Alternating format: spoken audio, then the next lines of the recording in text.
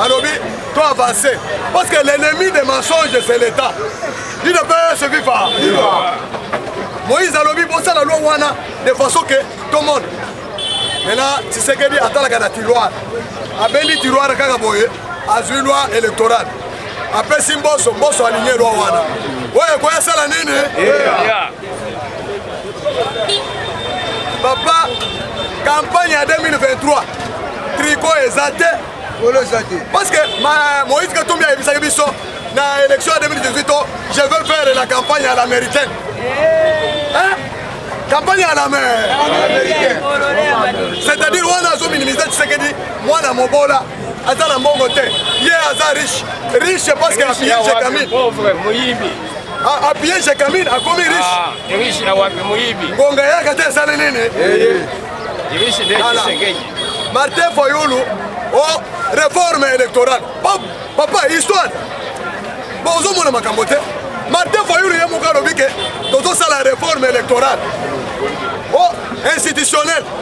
Tu sais que les aux députés, ceux qui ont ligné réforme, quand l'Assemblée nationale. Oh, je suis. Oh, boyna lingi. Tu sais que les gars na motu amboka. L'article la président, il y a réforme institutionnelle.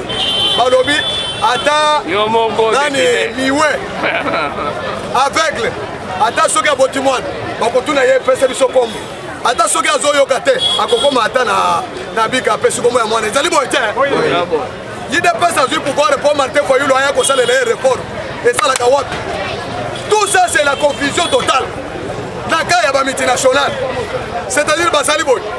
Comme l'église a se retiré, Martin Fayoulou, na Kabila, va se positionner derrière Kagame. Kagame a bondi sur le plan international, diplomatie, béton et tchékan. Il ne peut se vivre. Yo, Sakanao. Biso, il ne peut toujours pouvoir. Donc, ça lui transcende dans la lutte. Yo, yé, mon koromoko na bot, aux pouvoir, au sali 18 ans. Biso, bateau, to bondi. Toyebi 4 coins du pays. Toyebi langue nyos. Yamok. Papa, Kabila Tindenga Zokendo. Ayebi lingala tabokolo mon côté. Il ne peut se vivre. Mais bateau à Tchango. Bateau à Tchango.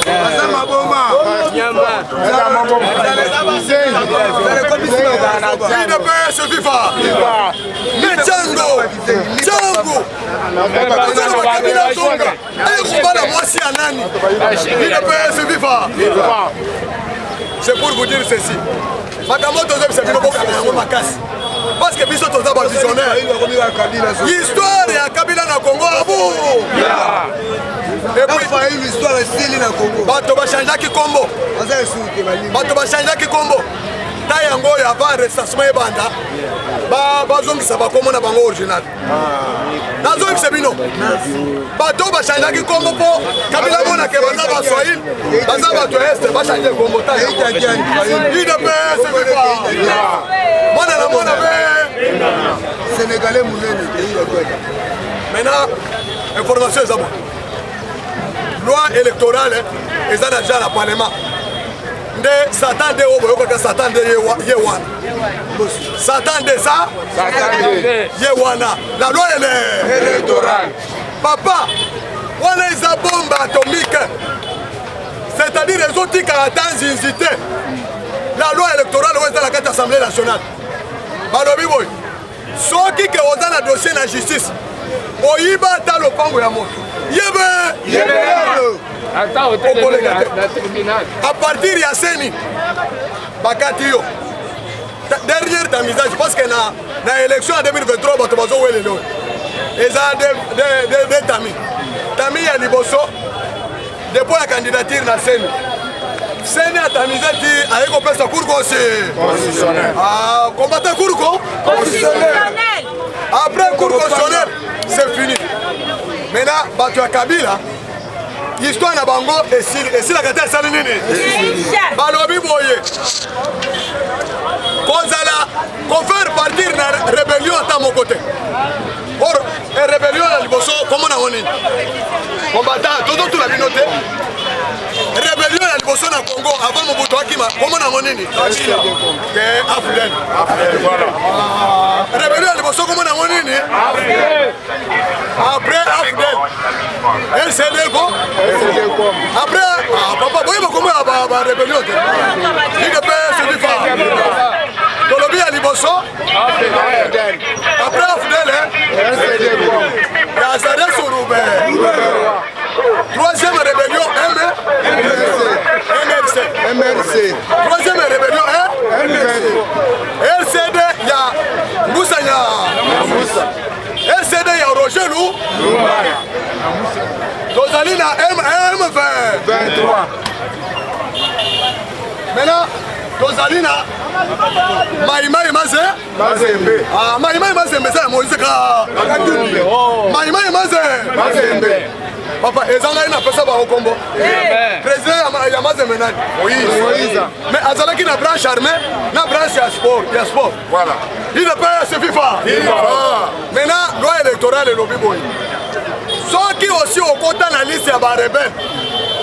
Okoki koleka ata chef du quartier te na élection ya 2020. La loi est impersonnelle. La loi asalaka pona moto moko. Papa, tant que ça la loi. Est-ce que l'élection c'est bandi? Oh pour comment? Ba écarter ngai, loi ndezo écarter bato. Ezali bo ete. Jean-Pierre même ayaka. Jean-Pierre même atawo ya Kabila. Ayaka, bakata ete. Akoma bato. Na lobi boy. Tant bakata Jean-Pierre même aza congolais te. Aseplia. Aloba ke Kabila ndengo salinga boy. Jour mosusu okolele na munoko ya. Lelo Jean-Pierre sima fati betwe. Kabila atikali na Moïse Ka. Et le Congo écarté Moïse Ka tous mes nationalités parce que Bakoroba Keza tribalisme. Les Congolais de père et de mère. Mais Azali, il fait partie de la rébellion. Il y a Afdel, il y a Maï Mazé.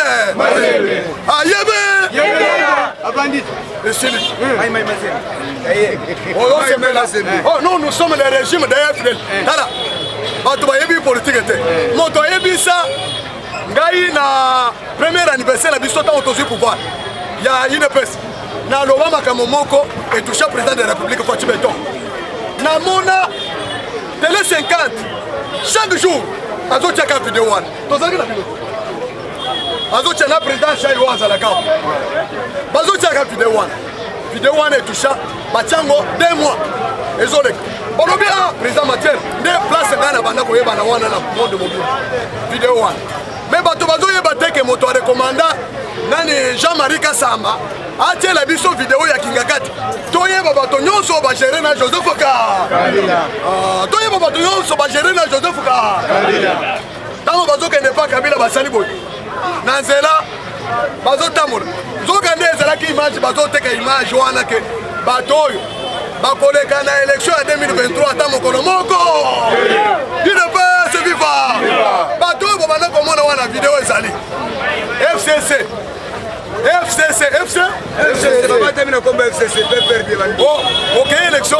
Candidature na yo to yebi yango. O déposaki na compte ya FCC. To yebi yango bien. Moyen on les kalisusu na loi électorale oyo. Mercredi lobby. Biso nyonso na parler du peuple. Ceux qui sont congolais de père et de mère. Ceux qui ont un changement. Donc ils doivent soutenir la loi électorale.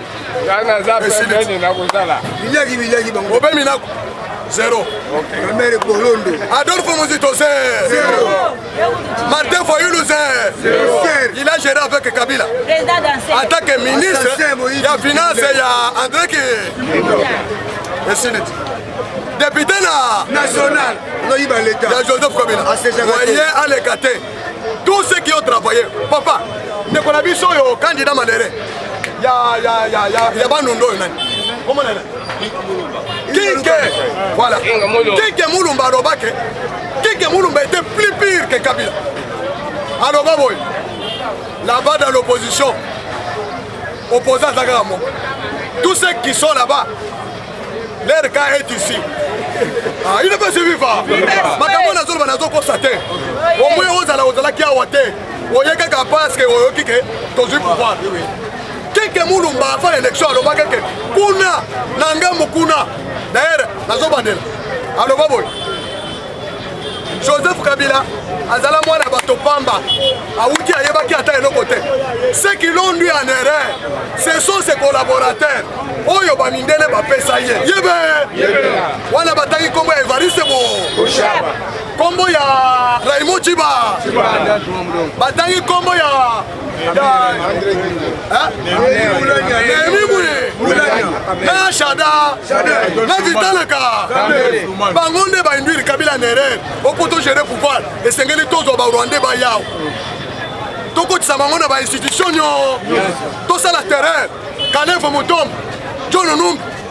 Allez, passez la répression ba Congolais bazalaka ba pere bazong bangonde ba induire Kabila nere kinge mulumba robi ke nanga mo mususu kuna opposant azate opposant azaka obemo nde pesa ba Moïse Katumbi na Jean-Pierre Mbemba na Martin Fayulu na Muzito Kanda.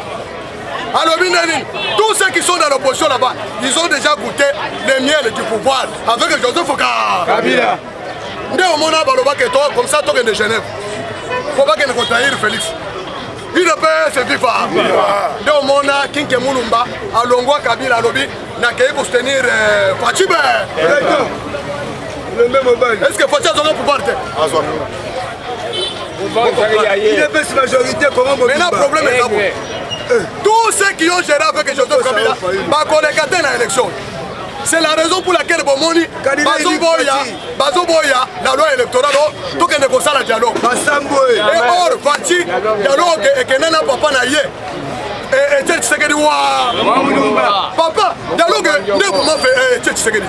Tolo bate.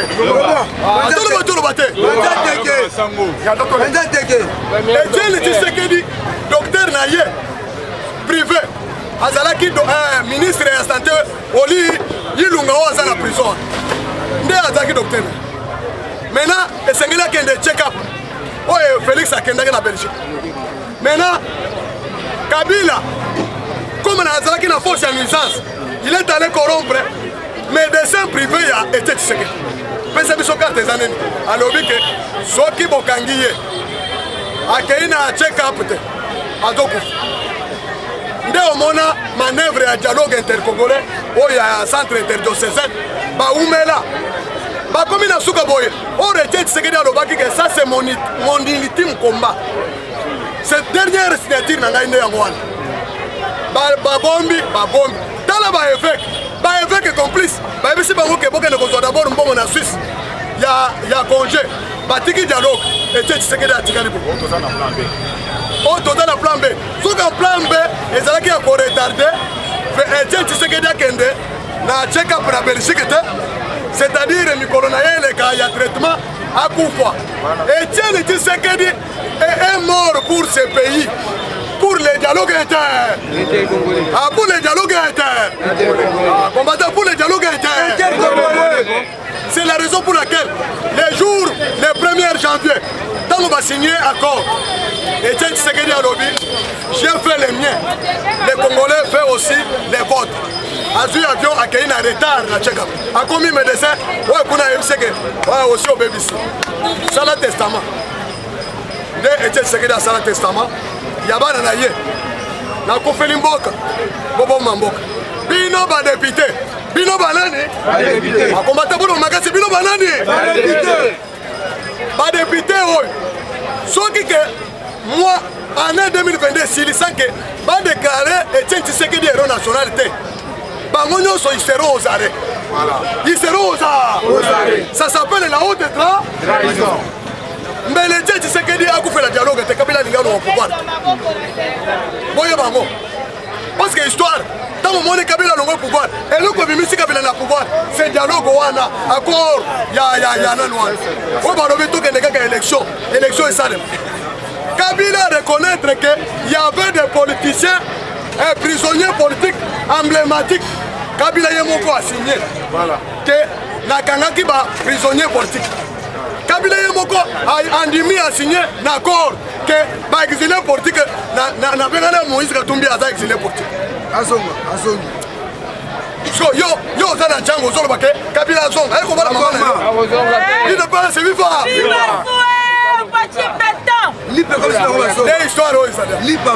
Maintenant, frontière eza kokanga forces armées congolaises batie ceinture lobi bakei koinaugure lufu botala lufu poto osakana Fatima Yele tala politique ya Fatima ezaka na frontière kende na go momono tala Uganda tozwi tokopere na Uganda tosali banzela frontière nyonso Kagame izine kufu izine mituke izine basi viva izine ya Korda ekufi Kagame asali budget akeko ebisa Banque mondiale FMI oh j'ai produit autant oh peut ça un moment na sala budget akei na États-Unis ba pesier maintenant tango Félix a sali état de siège maintenant Kagame n'a pas encore la production mais batuni production bana koloba wana e bana ko uta wa il ne peut se vivre yo kaka ofandi omoni moto azanga mayel azofinga fati yo be obandi pe kolo ba kongole bozandenge combattant la communauté ne peut se vivre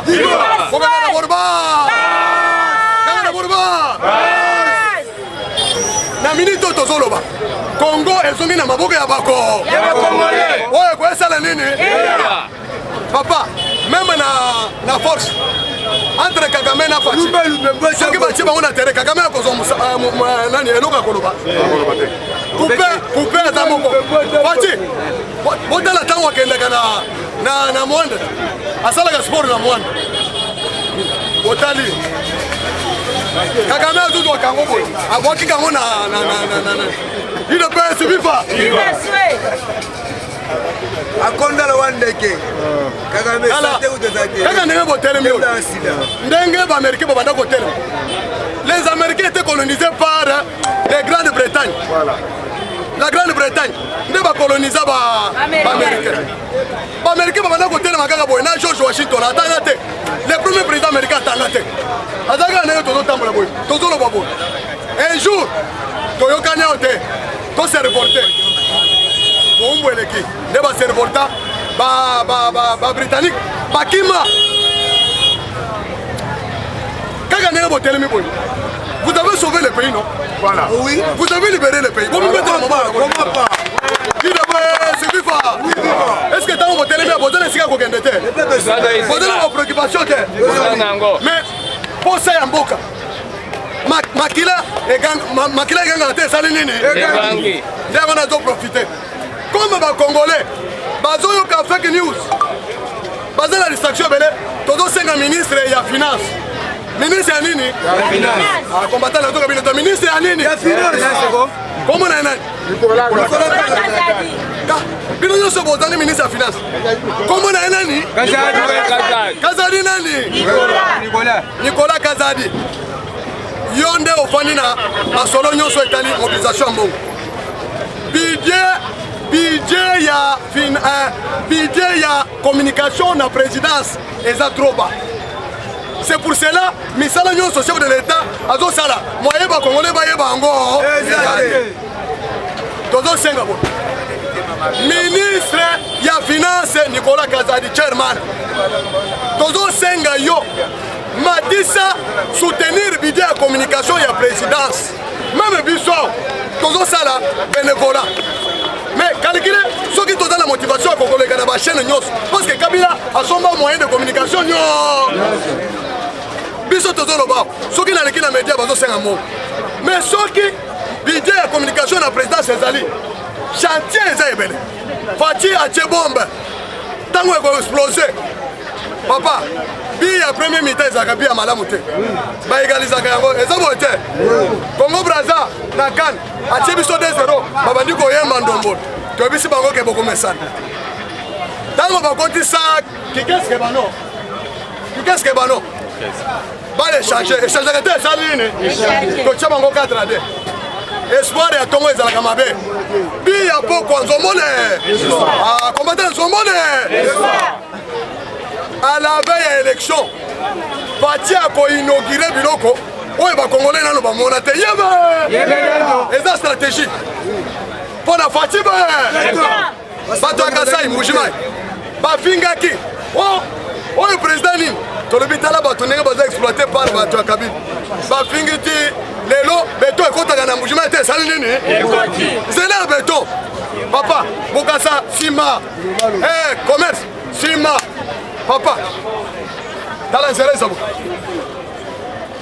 mama mosusu alobi nano tomona boye te toyebaki ke beto esalaka nzela boye te il ne peut se vivre aéroport esilaka te esali nini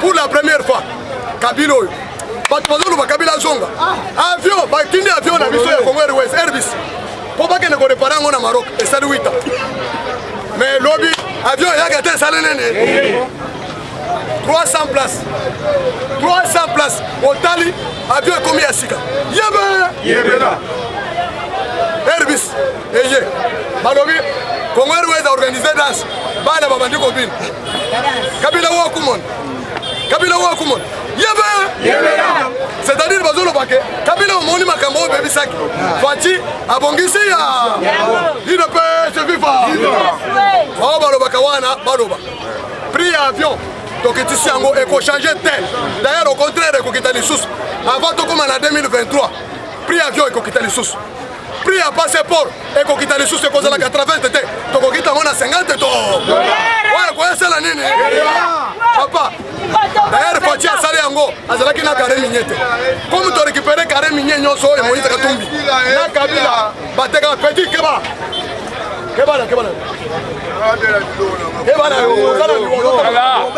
il ne peut se vivre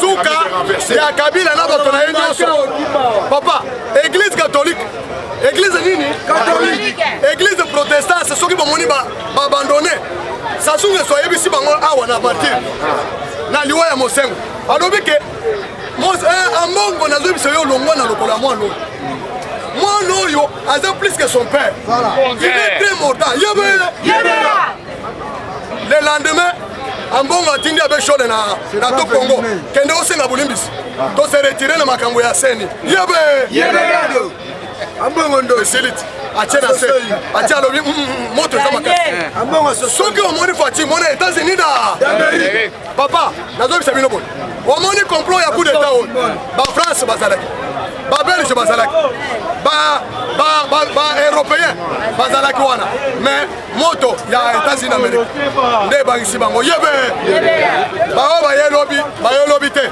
ebisi bino ke bakangi chef ya maison civile ya chef de l'État général chef ya maison civile aza na aner na minute bolobio bakangi chef ya oyo eza aventure bakosela coup d'état aventure na régime ya le peuple d'abord chef nani François Bey aza kuna abengisi alobi ke bokangela ngai moto wana tozwaki na ye na coup d'état bakangi mwana mwasi colonel aza wana bato baza ebele yebela tosilisa d'abord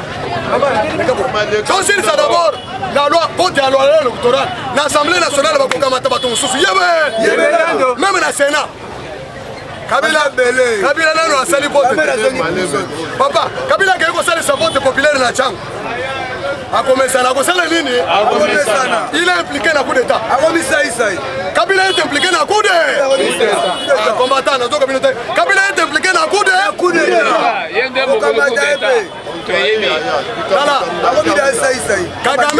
Kagame chance na ye Uhuru Kenyatta parce que Uhuru Kenyatta pe azala corpulence nda bare Faci Afrika maboro ya Kivu na boki yango Kagame ozoloba nini bato yoso mais ça e pasani Kagame yo ni gosela na ngai Kagame atelemi o fongole porte elika Kenyatta o moni obegili ngai po ba ko beta ngai po il ne peut se vivre Kagame Rwanda ezaboy Kagame aza na place te ya kozongisa ba interamwe ba Hutu na Rwanda mais azokende kozwa ba réfugié ya Taliban ya Iran ya Syrie o ba kofana na Rwanda ezali chez munene oni aboya kata asali nini au commissariat des droits de l'homme pour les réfugiés alobi que jamais ba réfugié ya Hezbollah bakoki kokita na Afrique te yebe c'est pour vous dire que règne à bato ya Kabila na Congo esili to voter d'abord lobby to dans la palais du peuple to voter la loi électorale ezali bombe atomique oya ko écarter ba miyibi nyonso ba pied Congo likambo ezali que soki oyibaki même un franc la caisse de l'état okoleka te yebe na minute ba vu tous les OPJ ya Congo mobimba batini la biso ba PV nyonso ba pesa seni a koétudier cas par cas ya motonyo ouais na candidature na yo on a ninga na député batali mais oza na dossier na justice yebe na bisa bino basolo wana yé c'est pour vous dire le peuple congolais ta yango to soutenir Fati Beton de la 5e ministre de finance à soutenir budget ya communication na biso ya pouvoir ya régime eza trop bas et sengeli à soutenir communication ya budget ezali boete azali moto azali na changement azali ministre ya UDPS ce n'est pas lui qui peut bloquer la vision ya chef de l'État à soutenir gratuité de l'enseignement parce que ministère transversal na gouvernement ezali ministre ya finance azo ravitailler ba département ministériel nyonso boîte noire ya gouvernement yewana c'est pourquoi nazo loboboy na Congo pendant Congo ezali nano tozo ministre ya finance koleka Nicolas Kazadi te azaye moko azaye Nicolas Kazadi il a dépassé même le ministre ya ba mindele o basala musala na Congo pour la mobilisation des recettes na minute toloba te réserve commune à 5 milliards c'est-à-dire à doubler budget budget ezali à 11 milliards pendant Congo ezali na tozo budget à 11 milliards te de yango wana bokomesa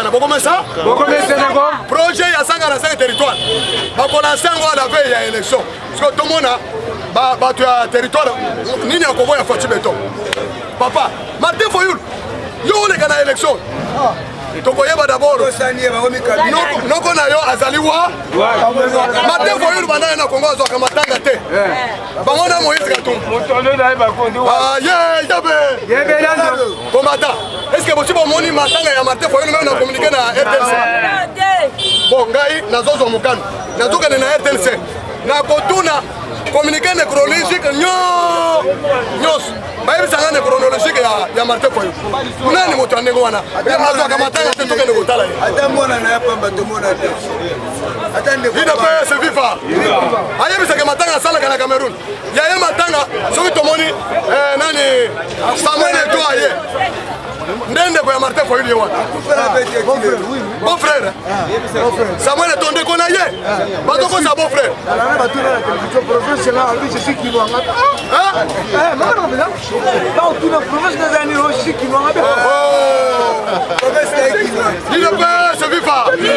papa